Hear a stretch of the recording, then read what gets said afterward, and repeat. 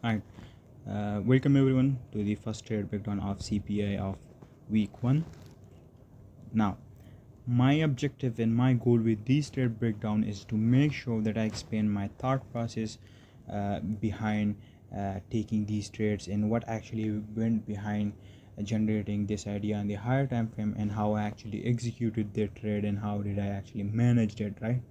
Now, you may have watched tens of courses online, but those courses didn't help you and didn't made you reach profitability, because in those mentorships and those courses, what those guys do is they just teach you about theory and teach you technical knowledge without showing you how you can apply that knowledge and that theory and live markets and how you can generate trade ideas through that knowledge. Right now, you're going is going to be completely different right here in CPI, and I'm going to make sure that I give you enough and adequate amount of trade breakdowns and trade recaps and trade signals even, so that you could actually see how am I using this CRT knowledge and this turtle soup and time and price knowledge to farm trade ideas on my own, and then you can compare it with your trade ideas and then see whether you are improving or not, and you can reverse engineer it on and back test it yourself,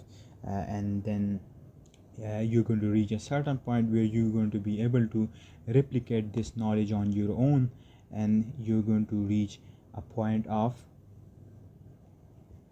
optimal performance where you're going to be able to form trade ideas on your own and you're going to be able to execute them, which is obviously going to lead you to profitability and success. Right now, today is Tuesday, right? And so first of all, we are intraday traders, right? Most of us, if not all, are intraday traders, and our job as intraday trader is to exploit the daily range, right? To exploit the daily range and exploit a 4-hour CRT.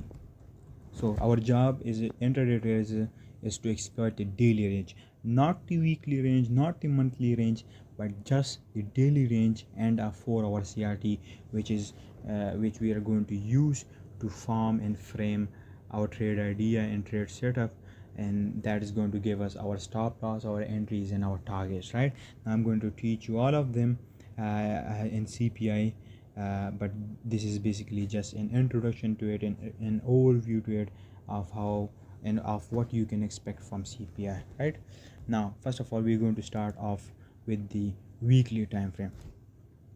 Now, the most important time frame for us intraday traders are the daily, the 4-hour, and the 15-minute time frame, right? And this is being found through time frame alignment, right? It's time frame alignments which tells us what are the optimal time frames for intraday traders. And for us, it's the daily, the 4-hour, and the 15-minute. The daily is going to be used to find drawn liquidity and a certain buys, and the 4-hour is going to be used to find a CRT, right, during the day, which we can use to frame our trade setup on the 15-minute, which is going to be our entry time frame, and then we're going to execute that setup on the 15-minute, and that is going to give us our stop loss, entries, and targets. Right now, on the weekly, right here you can see that we had this CRT right here. Now on Twitter, I had given this trade signal in live call right here, and as soon as price took out this CRT low right here and then it closed above, starting from this week, I was expecting price to take out this range high right here, and then price took out this range high and it formed another CRT, and price took the CRT high and then it expanded lower. Right now, we are currently right here, and right here you can see that we have this big bulky candle right here, and we can actually treat this as a CRT, but we're not going to anticipate or expect it to be a CRT right away. We're going to need a certain context and narrative before we confirm this as our CRT, and I'm going to show you how you're going to do it. If we go to the monthly time frame, then you can see that we have this discount rejection block right here, and on the weekly you can see that this big bulky candle right? And this CRT, this potential CRT, right, uh, close just above this rejection block.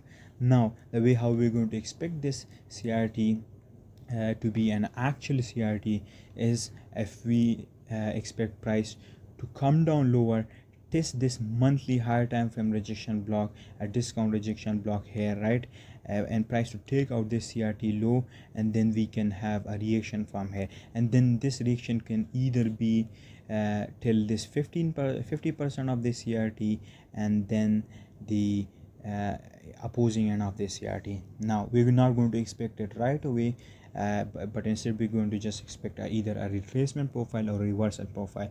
Now market profiles are really important if you want to learn CRT and turtle soup to its max, right? And in this weekend chapter I'm going to explain market profiles to you in the most refined, accurate and precise way possible, and after watching that video with multiple examples, you'll never need anything to understand market profiles. You will completely get the idea of how market profiles work, and how you can actually combine it with other concepts and other key levels and other PDAs, etc., to form and generate trade ideas, and how you can use market profiles as filters to avoid bad market conditions, right? Now as I said, we're going to first of all expect this CRT low to be taken, and then we're going down to the lower time frame, and then based off of the price action on the lower time frame, we are going to decide either we want to treat this candle as a CRT or not. Right now we actually haven't done it yet, so we are going to go down to the daily time frame and see how price action is forming there. Right now I'm going to do this right here, so you can see the 50% of this range right here, and on the lower time frames. Right now on the lower time frame, this is that big bulky candle which can be potentially treated as a weekly CRT. Now this is the 50% of that range. Now obviously first of all I'm expecting this low to be taken and price to react off of this rejection block and test this rejection block, and then we can expect a reaction from here towards this 50% of the range, or the 25% of the range, or maybe potentially towards this opposing end of the range, right?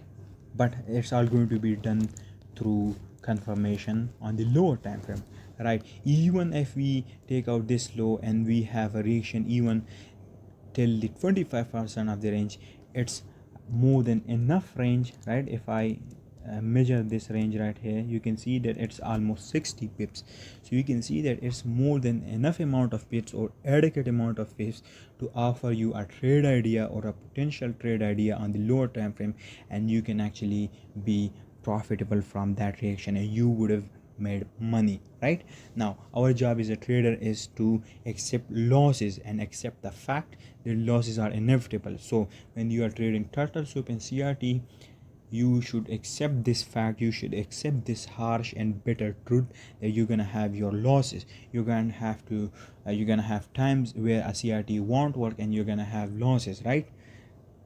And there's going to be times where you're going to earn a lot of money, and then there's going to be a balance of both. There's going to be a balance of wins and losses, and you would want to have a higher risk to reward ratio.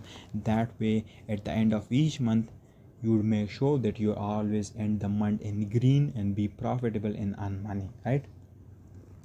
Now so here now I've already explained what happened on the weekly. Now we're going to refine that on the daily time frame, right? I'm going to okay, it can stay. Now you can see right here that we have this candle right here as well on the daily time frame, right? Right, and we have also this order block. Now is I'm expecting price to first of all take this low right here, this weekly low right here. So to frame that on the daily time frame, I was expecting this daily high to be taken, right? This Friday's daily high to be taken, and then price to react from here, and then potentially come down lower, or either to test this rejection block and then potentially expands either from here or from here, right? That was my buys. So when candle opened right here, my buys for the day, for the session, was first of all price to take out this high, right? Now if we go down to the 4 hour time frame, on the 4 hour time frame, we're going to see that it was also in the form of this range high right here, right? Right, it was in the form of this range high right here, and you can see this is the 50% of that weekly candle with that weekly potential CRT, right? Now we all know that there are 6 4 hour candles in a daily candle, right? And our job as a trader is to select and find a CRT on the 4 hour, and then frame a trade idea off of that CRT on the 15 minute, right? Now if you know about TSQ or the sequence, then you would know that when we have a certain range such as right here, right, let's say we have this range right here, and then we reverse from here, and this is, let's just say, our drawn liquidity. Then first of all we have model 1 entry, right? Then price reacts from here, and then it has a turtle soup here, and then before it takes out this high, what happens is this is that price stops right here, and then retrace it, and then has another turtle soup before taking out this high. This is what we call a KOD. Now right here you can see that before we took out this daily candles high right here and this range high on the 4 hour, we stopped and came down lower before we actually took out this high, right? So when on Tuesday I was expecting this high to be taken, right? And I only take trades during a certain time of the day, and that time is during the London open kill zone and the New York open kill zone and the London lunch or and the London close kill zone. I avoid taking entries during the Asian range and the CBDR, the central bank's dealers range. I avoid trading during those times, so I only take trades at certain times of the day, and then I even refine those times to such as the 3 a.m. time and the 9 a.m. macro, the 5 a.m. macro, right? I'm going to teach all of them to you throughout these months, but let me explain my thought process to you. Now for some of you it might sound a bit too overwhelming, right?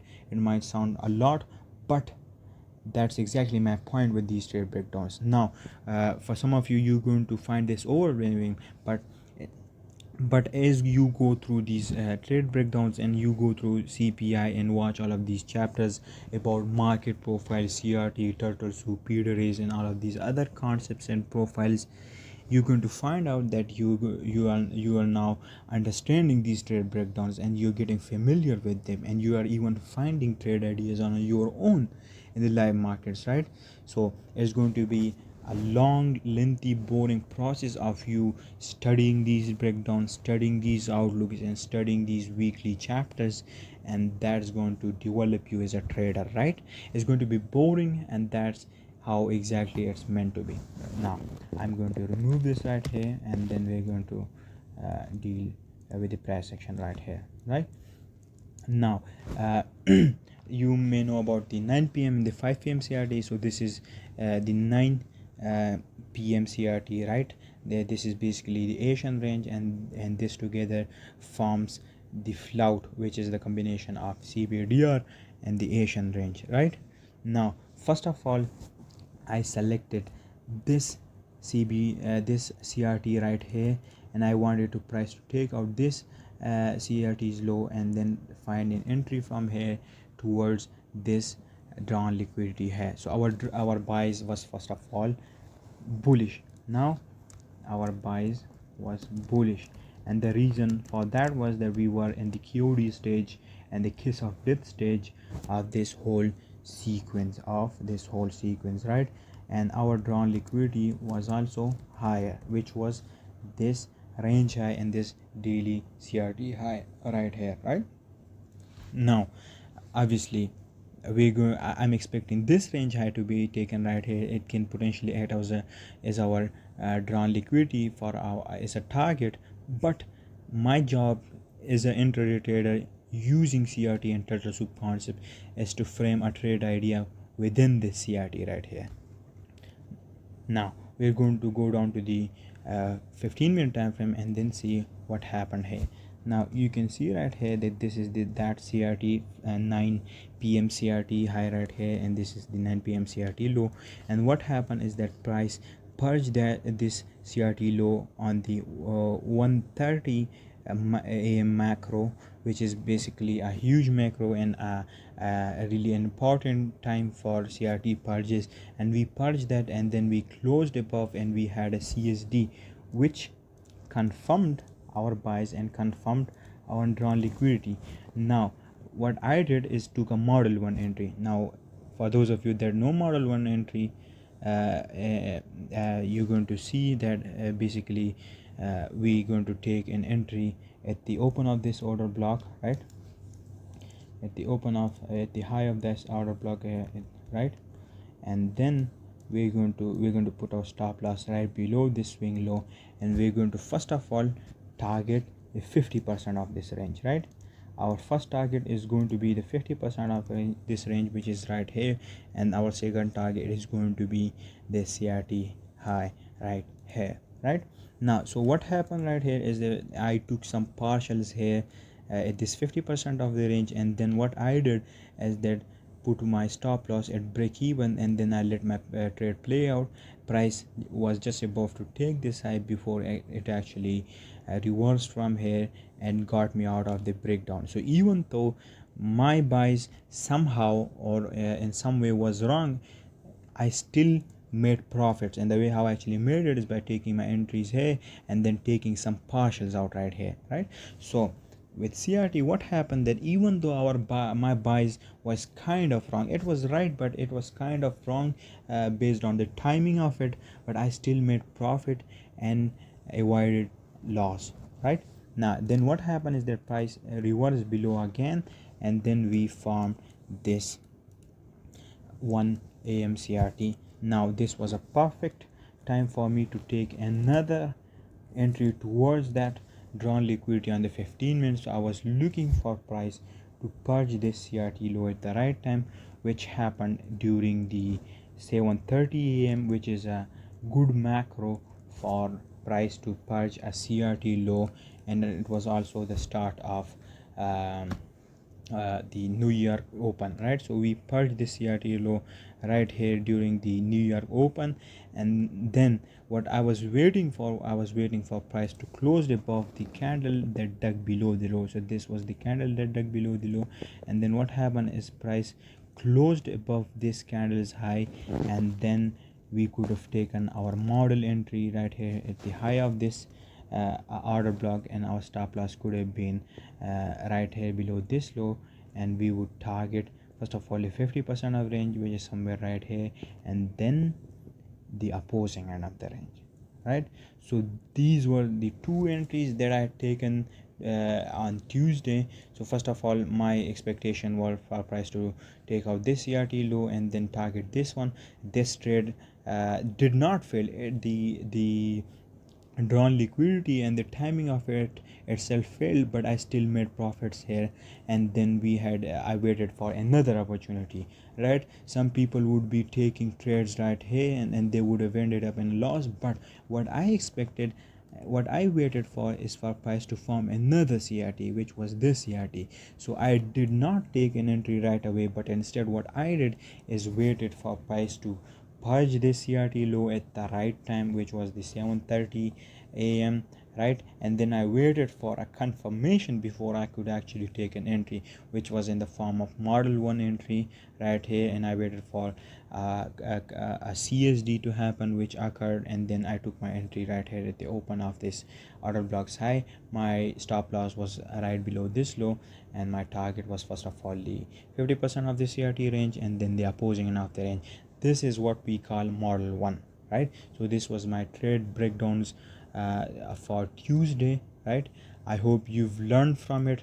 Now for some of you it might sound too overwhelming, but don't worry. Throughout these months I'm going to explain every concept that I'm using in these trade breakdowns, and then throughout time you're gonna find yourself uh, capable enough to understand these trade breakdowns, and you're going to find yourself finding trade ideas on your own, right?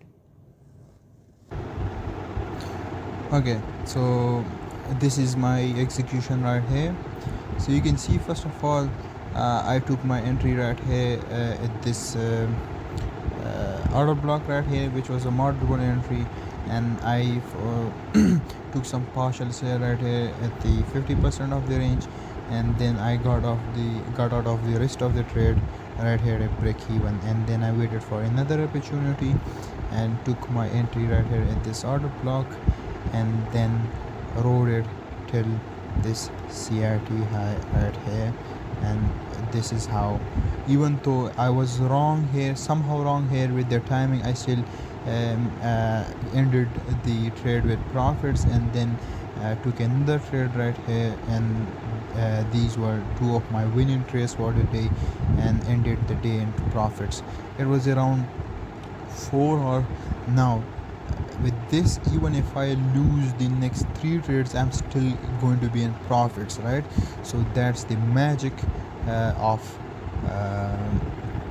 win rate and risk to reward ratio, and you should keep a balance of both.